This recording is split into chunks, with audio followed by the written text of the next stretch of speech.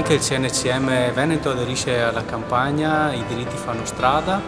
e la partecipazione al tavolo welfare minori è una testimonianza del fatto che la campagna per la tutela dei bambini e dei ragazzi va fatta insieme. Non è un lavoro specialistico delle comunità per minori, di chi fa accoglienza, di chi è a fianco in maniera professionale e sostiene i bambini e i ragazzi, ma è un lavoro di rete che va costruito con la partecipazione massima di tutti i cittadini e le organizzazioni che hanno a cuore il bene e l'interesse dei minori.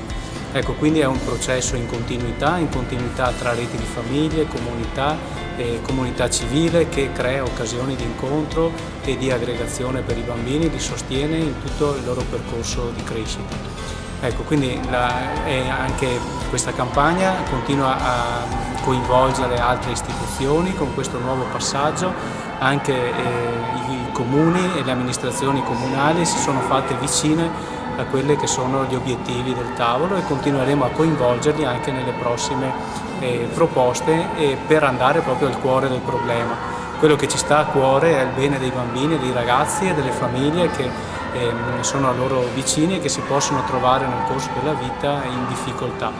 Ecco, una rete quindi di supporto, di sostegno, di accompagnamento che permetta loro di star bene e trovare nei territori sempre più punti di riferimento.